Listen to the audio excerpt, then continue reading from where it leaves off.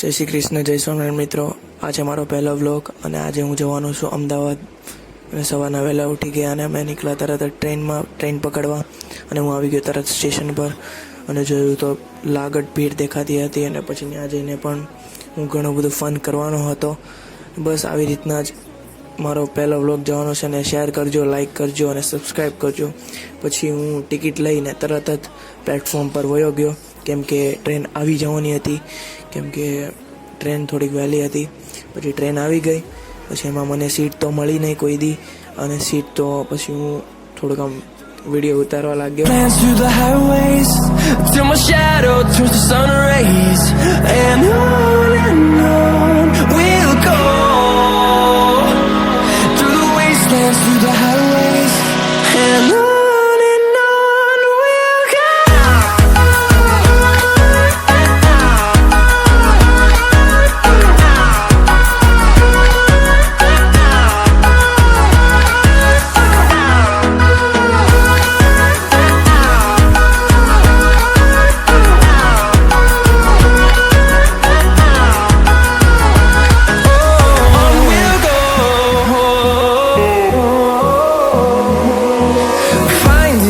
પાનોલી અને ત્યારબાદ અંકલેશ્વર આવ્યું. પછી અમારા ટ્રેનમાં તો ખૂબ ભીડ હતી અને હું ખૂબ મસ્ત ઊભો રહ્યો હતો. પછી ત્યાં જઈને મેં થોડાક વિડીયો શૂટ કર્યા અને મને ખબર જ હતી કે મેં જનરલ ટિકિટ લીધી એટલે મને કોઈ દી ટિકિટ મળવાની હતી નહીં.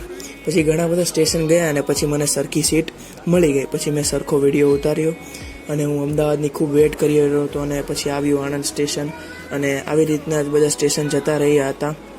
અને બસ આવી ચેનલમાં આવા તમને અવનવા વ્લોગ અને સેવાના લગતા વિડીયો, શોર્ટ્સ અને એમાં આવી રીતના વિડીયો તમને મળતા રહેશે. તો જેમણે પણ આ ચેનલને સબસ્ક્રાઈબ કરી નથી તે સબસ્ક્રાઈબ કરી દેજો અને બેલ નોટિફિકેશન ઓન કરી દેજો આવા અવનવા વિડીયો સાથે. એન્ડ ફાઇનલી ઇન આફ્ટરનૂન અમે બધા આવી ગયા અમદાવાદ. અમદાવાદમાં આવીને પગ મૂક્યો હતા તો ગરમી ચાલો. સુરત કરતાં વધારે ગરમી તો ત્યાં છે એટલે પગ મૂકતા ગરમી ચાલુ થાય. પછી અમે ફટાફટ રિક્ષા પકડી કેમ કે અમારે જવાનું હતું મારા ફીન ઘરે, કેમ કે ત્યાં ફંક્શન એડિટ કરવાનું હતું. પછી ત્યાં પહોંચ્યા, ફ્રેશ થયા, બ્રેકફાસ્ટ આપણે લંચ કર્યો.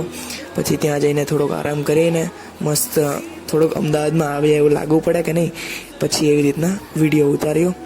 પછી હવે આવે છે ડે 2માં તો પહેલાં નાહી ધોઈને ફ્રેશ થયા અને પછી હું ફંક્શન એટેન્ડ કરવાનું હતું સવારે એટલે નાહી ધોઈને ફ્રેશ થઈને નાસ્તો કરીને નીકળી ગયા એટેન્ડ કરવા ફંક્શન. પછી ત્યાં જઈને પણ થોડોક બ્લોગ ટાઈપ લાગે એટલે એવી રીતના કર્યું. આ હતું ફંક્શન, આવું ન્યૂ ઓપનિંગ ન્યૂ હાઉસ હતું એટલે ત્યાં જવાનું હતું. મેઇન કામ તો અમદાવાદમાં હું વાત કરવા આવ્યો હતો. પછી બસ આ કામ પૂરું થયું અને રાત્રે ડિનર કરીને પછી આવી રીતના થોડુંક ફ્રેશ થવા માટે હું ટેરેસ પર ગયો. પછી નેક્સ્ટ ડે અમે મારા બીજા ફીયાના ઘરે જવાના હતા એટલે અમે ડાયરેક્ટ બસમાં આવ્યા. બસ ત્યાંથી બસમાં બેસીને પછી અમે અમારા ફીયાના ઘરે પહોંચ્યા. બસ આજે બસમાં થોડુંક ઉતાર્યું. આથી અમે ફીયાના ઘરેથી આવીને રિટર્ન. પછી ત્યાંથી BATSમાં મેં પણ થોડાક શોર્ટ્સ લીધા કેમ કે ત્યાંથી જવાનું. પછી આ અમે ડિનર કરીને રાત્રે મને અંકલે કીધું કે ચાલ તને હું ગ્રાઉન્ડમાં ગાર્ડનમાં રમવા લઈ જાય. પછી ત્યાંથી હું તો ફટાફટ ભાગીને નીચે જ ઊભો રહી ગયો. મને અંકલનો ફોન આવ્યો હતો નીચેથી એટલે હું ફટાફટ શૂઝ પહેરીને ફટાફટ નીચે આવ્યો.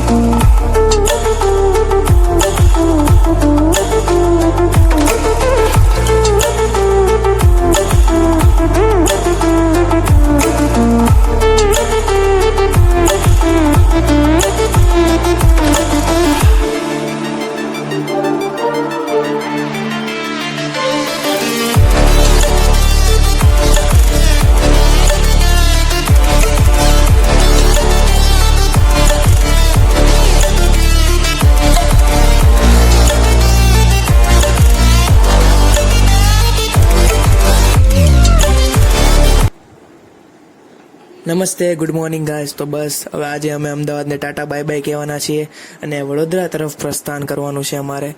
તો હવે ત્યાં જઈને પણ ઘણું બધું શૂટ્સ કરશું. તો વે ટુ વડોદરા.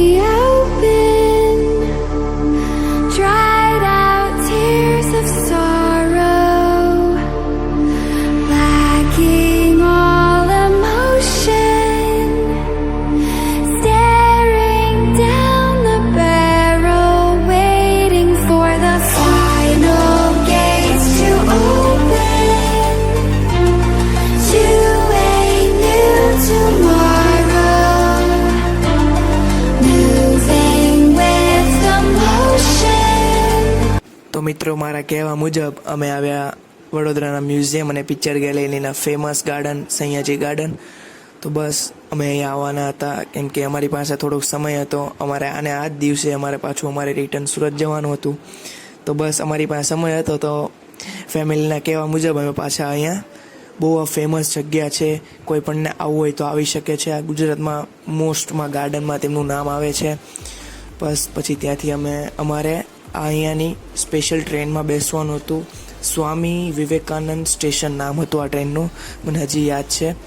દેખીએ સ્ટેશનનું નામ હતું. પછી અમે ટ્રેનમાં બેઠા અને બસ આવા વ્યૂ જોવા મળ્યા. અને અરે ટનલ આવી ત્યાં તો આગળથી અને પાછળથી બધા તો રાડું નાખવા મળ્યા. આવી રીતના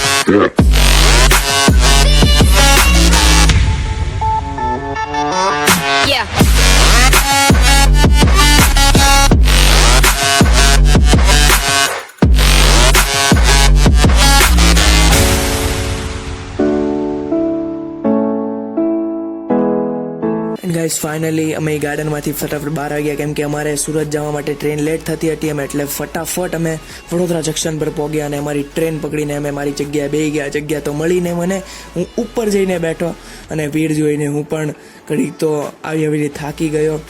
અને ઘડીક તો મને ગાર્ડનમાં ફરીને બહુ ઊંઘ આવતી હતી અને વેઇટ કરી રહ્યો હતો મારા ફેવરેટ સ્ટેશન, મારા હોમ સુરતમાં.